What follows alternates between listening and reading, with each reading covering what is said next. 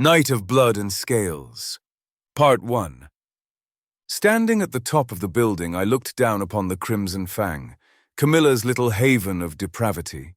But something was different tonight. Something that could ripple through the monster world and soak it in blood. It didn't take more than watching the four people deep in conversation to see it. Among them stood two who weren't like any other. And it showed, especially when a lichen barreled out after them, and they tossed him on his ass with about as much effort as pushing over a cardboard cutout. Hidden even from their keen senses, I waited, biding my time until they walked off. Camilla really needed staff outside to make sure this didn't happen. Dread pooled in my chest at the thought of what could have happened if they'd come on a different night, caught sight of someone underaged, tricked and lured inside with promises, only to be fed on and thrown away like trash. It was already forbidden by Camilla, but that didn't mean it didn't happen. It happened often. "My lord, the Deep One and his company have settled in a diner a few blocks from here." I glanced over my shoulder to find Martha, her dark hair drifting over her ghostly dress, the fabric swaying in a phantom breeze. "What of her?" I asked, that familiar sharpness stabbing through my chest. I hated how my voice cracked on the word. Martha, and anyone who knew my story, would know exactly who I meant. "Mina is not currently in Manhattan. I believe she might be in Brazil." "That is good. That means only two creatures remain who could pose a real issue and get in our way." I turned back toward the immense drop off the building. I felt Martha hesitate behind me, her gaze needling into my back. "Say your piece, my bride," I drawled, still not looking at her. "Are we certain the two others are not here? The storming one, the timeless one?" She trailed off. "Are you sure they're not nearby, Vlad?" My name on her tongue hit harder than the wind. I swallowed once, eyes fixed on the pulsing city below, and grinned at the worry threading through her voice. It wasn't misplaced. They were as powerful as their siblings, but compared to the other three, Vanessa and her older brother Kronos were far too elusive to track. And with that same wide grin, paired with a simple "no," I stepped off the building. The street rushed up toward me. Before my body met the pavement, I dissolved into a swarm of bats. Reforming in front of the tinted glass of the nightclub, I reached for the door, once more, and reluctantly, putting aside my search for the grimoire. Manhattan was the last place its influence had been felt, all the way back in the 19th century, when waves of mass death were blamed on disease. Everything had culminated in the burning of the quarantine hospital in 1858. After that, the book vanished. A faint rumor placed it resurfacing in 1902, tied to the Park Avenue crash, but even that had been nothing but smoke and hearsay. And then I felt it.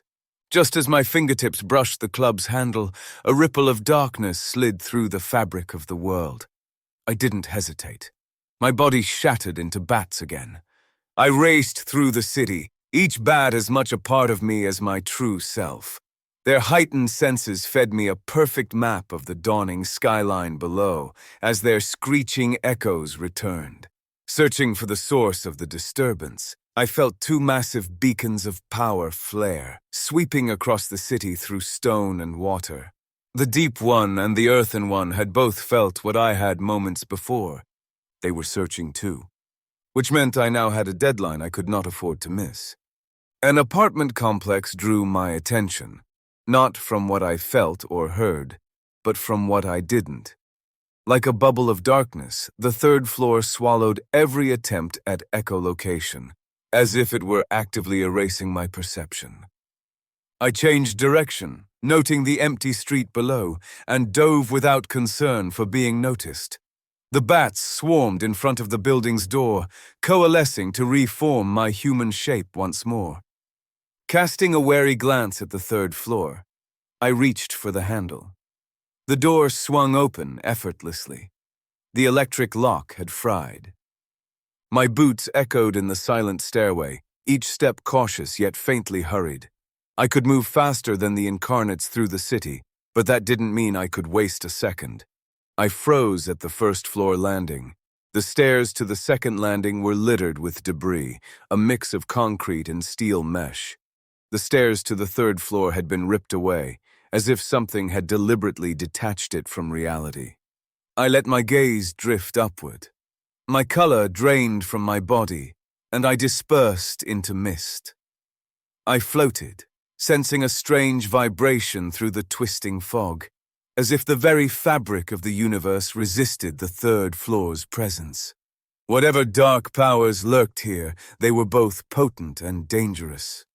My boot hit the ground with an echoing thud as I stepped back into the physical world, leaving the mist behind.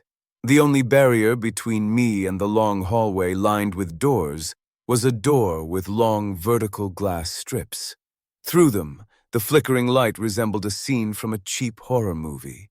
The scent of blood was intoxicating and thick, crimson smeared across walls and floor in grotesque patterns. I pushed the door open cautiously, and frantic banging reached me. At the far end of the hallway, a woman pounded her head against a door, the flickering light barely illuminating her shadowy figure. Two broken bodies lay slumped nearby, blood pooling beneath them. "Come on, little children. Open the door for Mommy," she said, her voice far too cheerful for the carnage before me. "We can be a big, happy family again." I didn't reply. I walked slowly toward her, all attention fixed on the woman. If she was capable of ripping holes in the fabric of the universe, she would be dangerous, even to me. Then, her temper erupted without warning. She began ramming her head and arms against the door violently.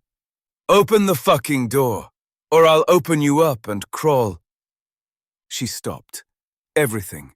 And with a sickening crunch, like bones grinding on bone, she turned her head toward me. Every movement was jerky, mechanical, like the tick of a broken clock.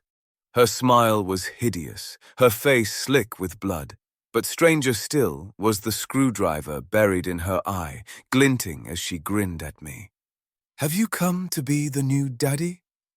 she hissed, her grin twisting into a grotesque, mocking caricature of a smile.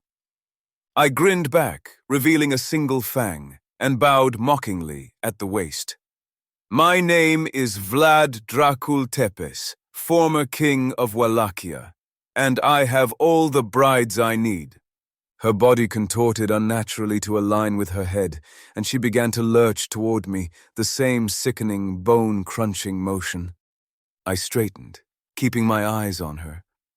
Was she the wielder of the book? The power she displayed was weak, barely noteworthy. I might have my own struggles about intruding on someone else's living space, but that didn't mean I couldn't tear through a wooden door. I waited for her to come close, and struck first.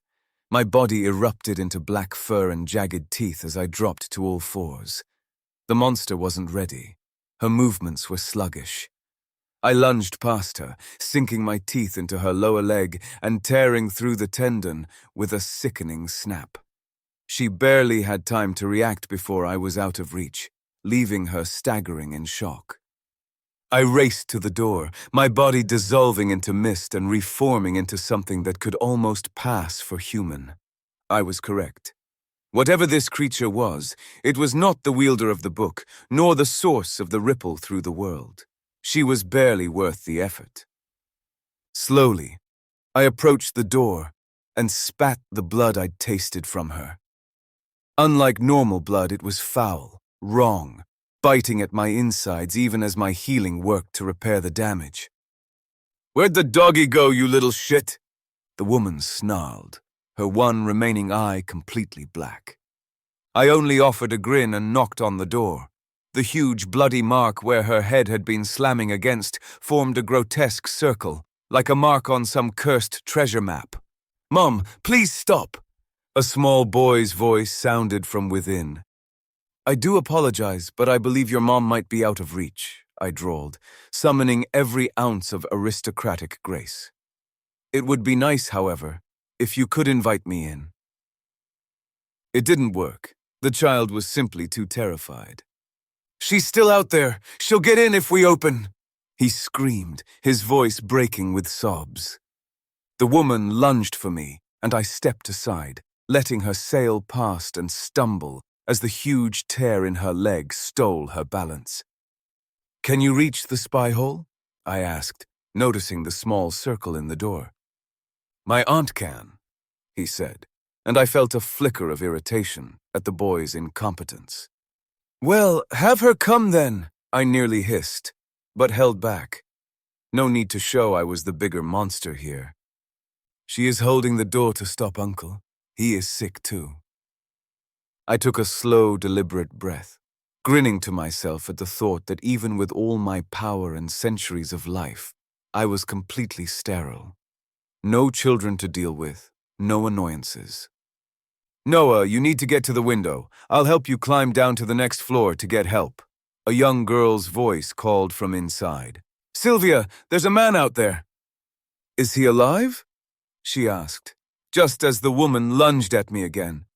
"Not if you keep wasting time in there," I growled under my breath, catching the woman by the throat as if she were a sack of feathers.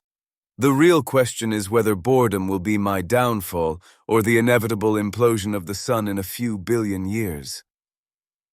"Help me, Sylvia. He's hurting Mommy.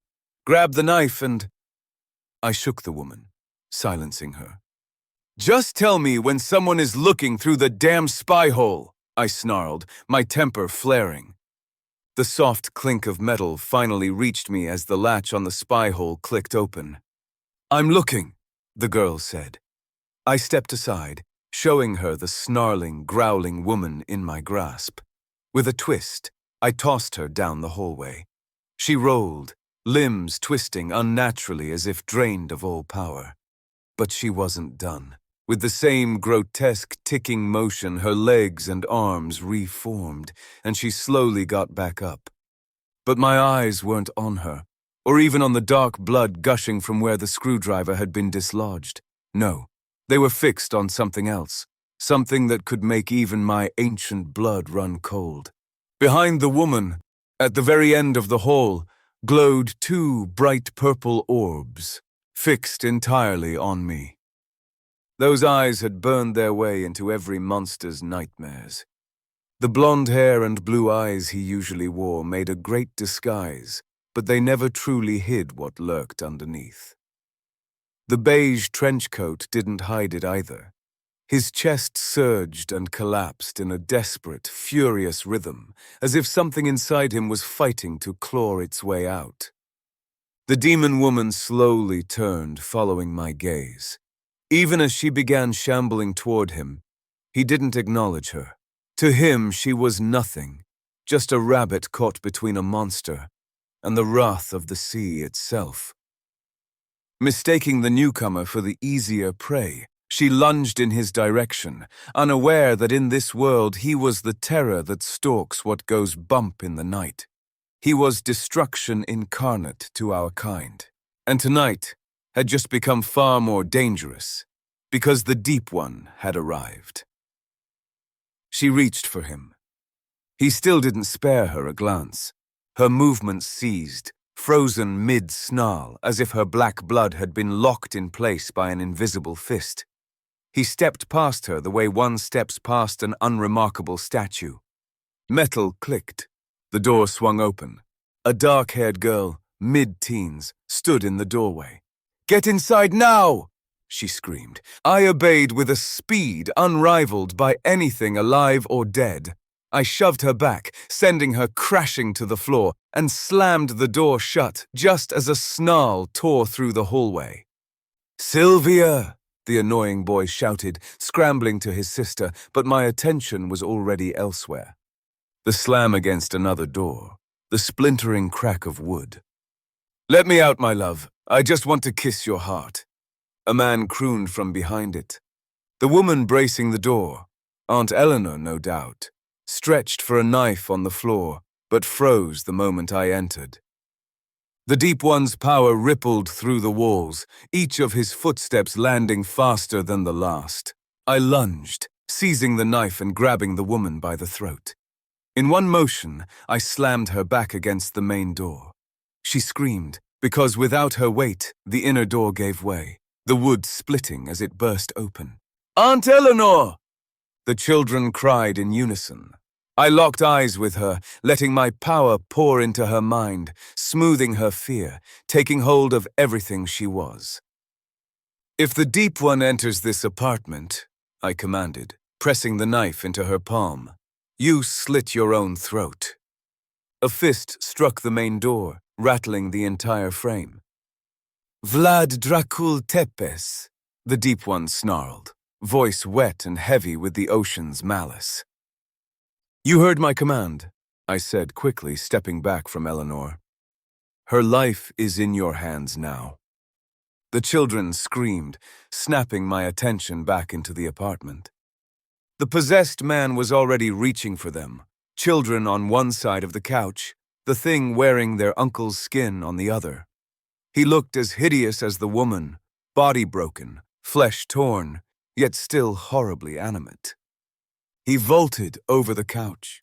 The girl tried to shield her brother but caught her uncle's swinging arm instead, her skull cracking against a small table. She dropped instantly. The monster seized the boy by the throat. I moved and vanished into the room the creature had emerged from, the boy's strangled screams following me as the thing whispered its filth into his ear. I couldn't help them. Not now. I had come too far, was too close to risk everything for a single human life. And there, on a creativity table spattered with half-dried paint, lay what I had spent centuries hunting. A book bound in the flesh of some long-forgotten beast, pulsing with its own heartbeat of dark power. It sat open, the title of this incarnation screaming upward at me, The Chronicle of the Unwelcome God. No one here should have been able to read the ancient occult dialect. Most of my kind barely remembered it, but the incantation had been neatly translated, written in blood. I slammed the book shut and raced back toward the living room. Too late. A sharp crack split the air. The monster straightened, turning toward me with hideous delight. I narrowed my eyes. He was a threat to humans, not to me. I took a single step toward him, and the front door ripped off its hinges and flew down the hallway. "Leave the book," the Deep One growled. He seized Eleanor, snapped the knife from her hand, and dragged her aside, not to harm her, but to clear his line of attack. Good. If I wanted even a chance of escaping this cursed place, I needed him furious, or distracted, preferably both. I felt his grip on my blood coil tighter. "Don't, my little sea bass," I warned with a wide grin. "The girl is still alive. Lock our blood in place and you might hit her with the same force." His purple eyes fixed on me as his form began to blur, shimmering like heat over water. He was slipping into invisibility, the reflective cloak of his element. My thoughts raced. What command had I given? What loophole had I allowed? If he stepped inside unnoticed by Eleanor, the command would break. The monster inside sensed what it thought was an opening and lunged for the unconscious girl.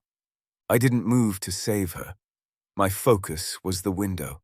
As I bolted toward it, I glanced back just as the Deep One peeled himself out of gathered invisibility. He stepped fully into sight and cleaved the monster clean in half. His hands had reshaped into something like dragon claws and covered in shimmering blue scales. Dark blood exploded outward, hanging weightless for a single breath before accelerating toward me.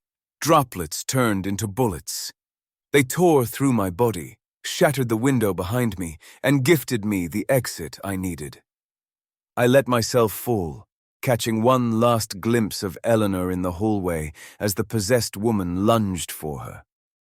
Concrete cracked beneath me as I hit the ground.